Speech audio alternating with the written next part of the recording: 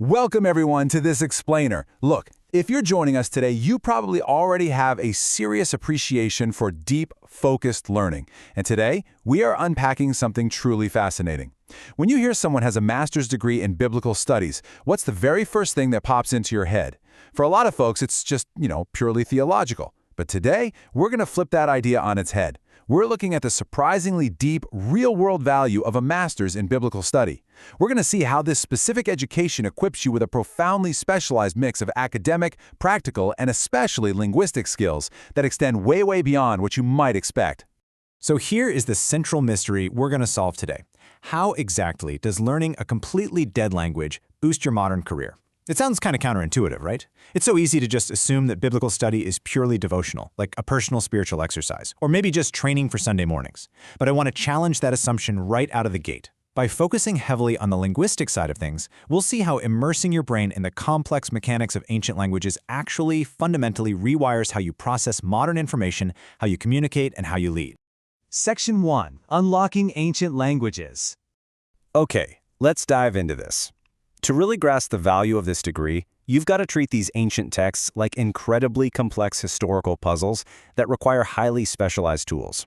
True mastery at the graduate level means learning to read the biblical texts in their original languages. We're talking Koine Greek for the New Testament, Biblical Hebrew for the Old Testament, and often chunks of Aramaic. And I really want to highlight the sheer academic rigor here. This isn't like, brushing up on a little conversational Spanish for your next vacation. The linguistic benefits of this study are absolutely immense.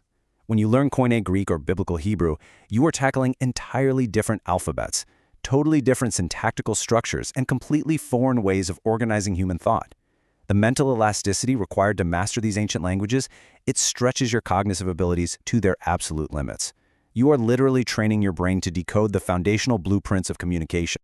Section 2. The Art of Hermeneutics.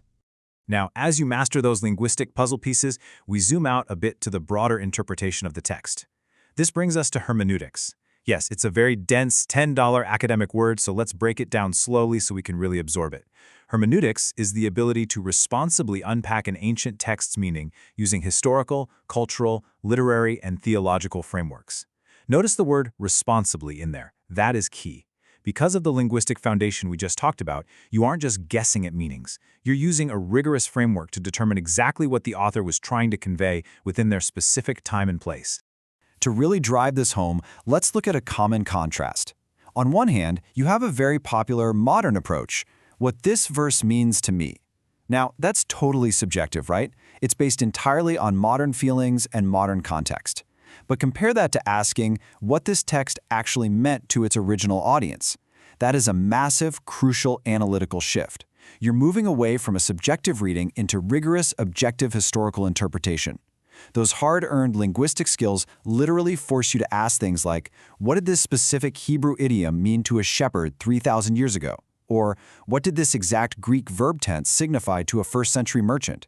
You just can't answer those questions without doing the hard, meticulous work of objective analysis. And of course, language never exists in a vacuum. To translate the words accurately, you absolutely must possess a deep understanding of the historical contexts. We're talking about the ancient Near East, the Greco-Roman world, and Second Temple Judaism. Understanding these three distinct ancient environments clarifies the cultural pressures, the intense politics, and the really unique idioms of the biblical eras. For example, did you know the ancient Near East viewed the sea not as some fun place of adventure, but as the literal embodiment of ultimate chaos and destruction? When you realize that, it completely changes how you translate and interpret texts about water. You start to see how the worldview of the ancient Near East shaped the very vocabulary available to the writers of the Old Testament, or how the Greco-Roman political climate influenced the rhetorical structures of the New Testament. You are mastering the context just as much as the vocabulary. Section 3. Building Massive Intellectual Discipline. Now, what's really interesting here is how we transition to a macro mindset. Let's look at how these intense language skills morph into powerful soft skills for your modern career. It all starts with critical thinking and textual analysis. Just think about what you're actually doing when you evaluate various translations of an ancient text, or weigh competing historical arguments, or unpack complex theological systems. You are building massive intellectual discipline. The rigorous translation of ancient languages directly connects to this. When you spend hours, and I mean hours, figuring out the precise grammatical function of a single Greek participle in a complex sentence, you're training your mind to pay attention to the absolute finest details. You learn to weigh evidence and synthesize massive amounts of data into a coherent conclusion. That is the very definition of elite critical thinking. And the linguistic benefits of all this study blossomed into two incredible soft skills. First up, cross-cultural literacy. By studying ancient cultures and their languages, you foster this unique ability to bridge the gap between entirely different worldviews. If you can truly empathize with and understand the worldview of, say, a Babylonian exile, you've just developed the exact cross-cultural literacy that is absolutely essential for modern, diverse, globalized workplaces. Second is communication. Educators and ministers have to master the art of taking these incredibly complex, dense historical and linguistic ideas and translating them into clear, engaging concepts for everyday people. You learn how to make the complex accessible, which, let's be honest, is an absolute superpower in any industry. Section 4. Beyond the pulpit. So where does all this intellectual discipline actually take you? Well, the reality absolutely shatters the myth that this degree only leads to the pulpit.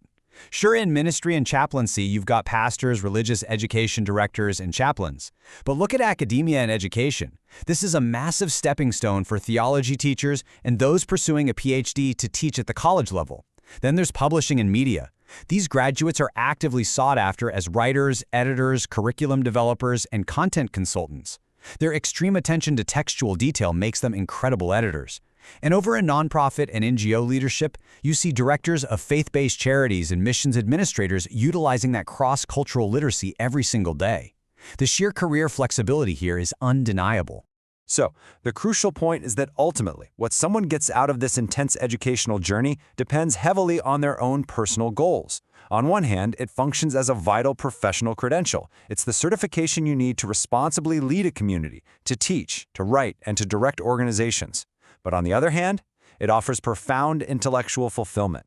It's the deep, lasting satisfaction of truly understanding the foundational texts of Western history, literature, and faith in their original, unedited, linguistic forms. Which brilliantly illustrates the heart of the matter.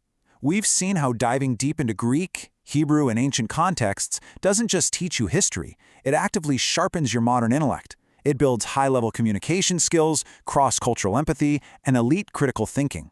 So I want to leave you with this final thought. Knowing the incredible cognitive and professional linguistic benefits we've uncovered today, will you view ancient language study merely as a relic of the past or as a powerful bridge to understanding modern cross-cultural gaps? Think about how the skills of the ancient world might just be the exact key you need to navigate our complex modern one.